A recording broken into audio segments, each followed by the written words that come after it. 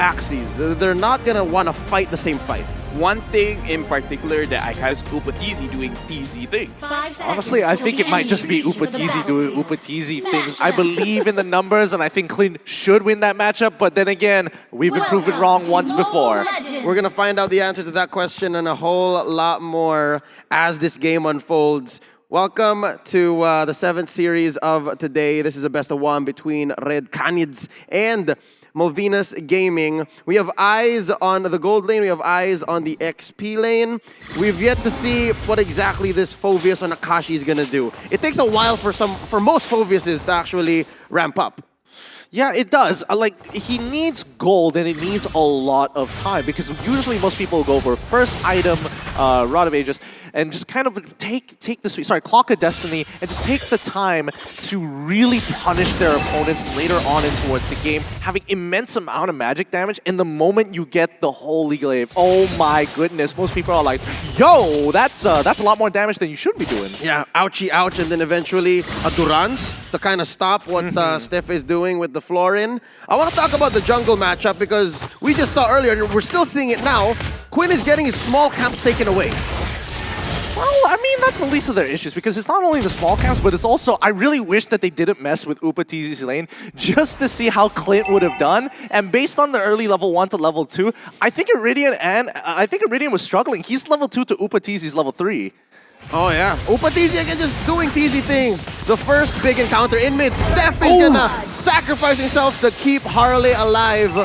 Luna takes first blood. That's brought to you by Razor. Up top, another fight breaking out. Tempest Ablaze keeping Quinn down, knocking him up into the air for Akashi to kick right down into the ground. Another one goes over. Luna takes down Sing.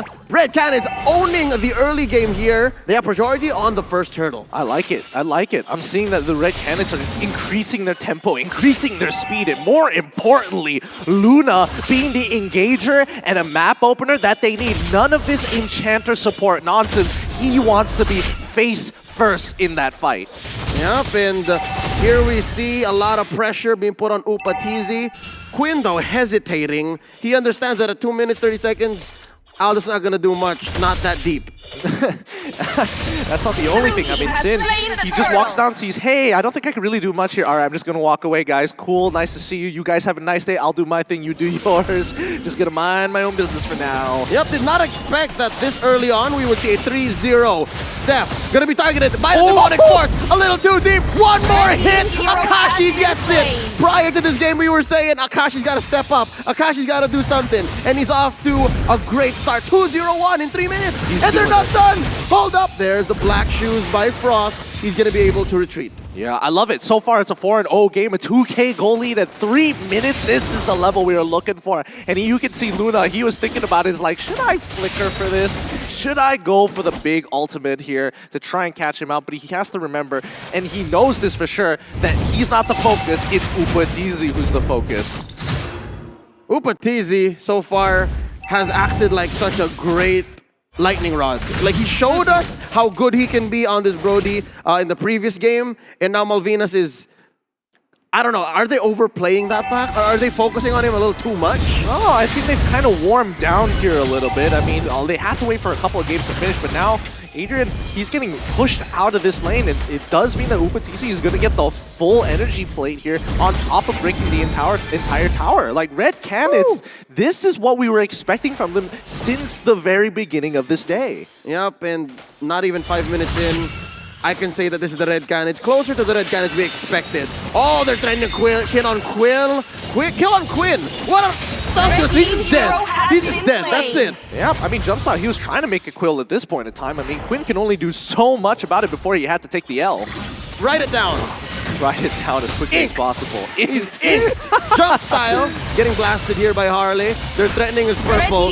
But Teasy taking down Adrian. Malvinas Gaming not at home in their own jungle. Oh, it's so early in the game and they're already threatening to seal on the purple. Here comes Quinn. He's very low on stacks. Oh, what? He got it! Oh, Jumpstyle, like a thief in the night. I'm just shocked. There was a moment of a breath of silence, like, let's, everybody, moment of silence here. Let's look at this purple buff for a quick short second before one of us gets it. I don't know what the hesitation from either side was, but oh man, that is some nerve-wracking stuff. And it's so clean too, like Red Canids opened up top lane, and that allowed Akashi to get a few hits in before the turret shields went down. And then Upatizi pushed down bottom. And you're right, I don't think it's just Upatizi, oh sorry, it's not just the right hero for the right time, it's just Upatizi took time to heat up, and now he's playing better than ever. Yeah, I mean, the warm-up, he took a while to warm up, but they're looking better than ever, and looks like their attack of the Phobius might not be a good idea. Oh, Luna answers back with an I'm offended for the ages! Tempest of Blades, Stephanie gets knocked up and slammed down! That's 2 for none so far for the Red Canids. Make that a 3 for none! Upatizi taking down Harley. Oh my goodness, absolute domination here for the Red Canids. They even take the turtle as well to top it all off. And we can thank the STB for making it happen. Let's see this battle one more time. Topside Sing in trouble, goes down, and they can't do anything from the side of Malvinas Gaming to back up their boy. Is that the point where Red Canids is saying to Malvinas at every turn, you get nothing, sir? Literally, 10-0 now. 10-0 in 6 minutes. Not a single turret, not a single turtle. This is difficult. Malvinas Gaming, what's going on?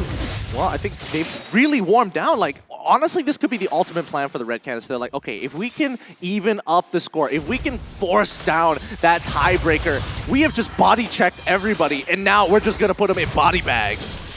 They're able to study, and I guess this is what makes Red Canids the champions from Brazil. They're so good at adjusting, they're so good at evolving on the fly, and yes, this is just the nature of the beast. Best of ones, we really can't go back and try to take the series. So now they're clawing their way into the upper bracket ever closer. Just one more game. This one and then another against Bedell. Now there's a fight breaking down in the upper quarter of Malvinas jungle. Every single buff threatened and sometimes stolen away by jump style. This turret's gonna follow through. Yeah, they just have to commit to it. Frost is taking quite a bit of damage here. He Black Shoes out, but it's a really weird engage, and Sing might get punished for it, but Upatizi really making the difference here. Yeah, it took a while. I think it's that weird engage, that angle that you're saying. If Upatizi just said, okay, I'm gonna help take the turret, would have been faster. Well, yeah, that's true, but again, Red Canids just looking to continue to punish, right? It's 7 minutes into the game, they have a 10-0 lead, not to mention that they are literally 8K ahead of their opponents. You don't get to see that very often, even in MPL standards. Yep, we've never seen it today. This is the largest lead we've seen in Group A so far, and now Frost popping the Black Shoes. Tempest of Blades, Steph thought he could get away from justice, vindication, jump style, serving it up to Frost, gets the kill. They're gonna threaten this turret. And look at this, jumps out, just letting go of the turtle. He knows it's safe, he's gonna go for the purple. And this last turtle is gonna follow through. And they just cleaned up all the outside turrets. Gideon, they cleaned up house, Red Canids. They really did, and I think this is just like purely to the storyline of the Red Canids there when they are in Brazil, when they were playing MPL Brazil, when they were up against the Kate Stars, man. They had to study them. They were the team to beat, and now they're taking that same experience and applying it to the entirety of Group A. This is flashbacks of their run in MPL Brazil, their grand finals. They actually came from the lower bracket. Red Canids came from the lower bracket, so the struggle, the climb, they're no stranger to this. That turtle take brought to you by the STB. Last turtle of the game, Lord coming in about 100 seconds. LaFell, statistically speaking, no need to talk about numbers, but what's Malvinas Gaming to do here? How do they claw back? Okay, so let's look at the draft. This is one of the reasons why Red Canids is doing well and Malvinas not so much. Malvinas, they have a lot of scaling heroes on their hands. They have the Lunas. The Lunas needs to farm. She can't rotate that much. Same as the Aldous. He wants those stacks. He cannot really commit too much to the fight unless it's a very favorable fight. And as of right now, with 11-0, there is no favorable fights. So right now, they kind of do have to just wait out to the late game, make sure everyone is killed out, make sure everything is even Steven, and then wait for Red Canids to make a mistake. Oh, look at this. Quinn has built up quite the arsenal. He did not die despite 2 members of Red Canids biting down onto him. Akashi pops the demonic force there. Could not find any more targets. A little too deep into Malvinas Gaming base. So at least Malvinas knows they shouldn't be picking any fights. Oh, I mean, I think they literally cannot do anything at this point of time. Like, literally nothing. I mean, yes, they're going even in terms of EXP, but the gold is so drastically different that they can't do any more than this. I mean, look at Akashi. He's dealing damage, and all he has is a Clock of Destinies. He hasn't even gotten an Ice Queen's Wand yet. Now he just got it, and he will start shredding Quinn. We're about to see it come into play. Tempest of Blades keeping the Owls down in place. Upatizi finishing the job. Luna keeping people in place, in check. Demonic Force. There's so many triggers on Akashi. He went a little too deep. The shields are enough to sustain him. He gets a kill on the way out. Harley and Quinn fall. Sing as well. It's 3 for none so far. Make that 1 because Akashi did fall deep into Malvinas' base. They are going to penetrate mid and they're threatening to finish. They can't, not with the minions there. Solo, but Luna, he finds it, gets the mega kill and continues. You gotta give it to them. The Red Canids have done it. GG, well played. Just like that, the Red Canids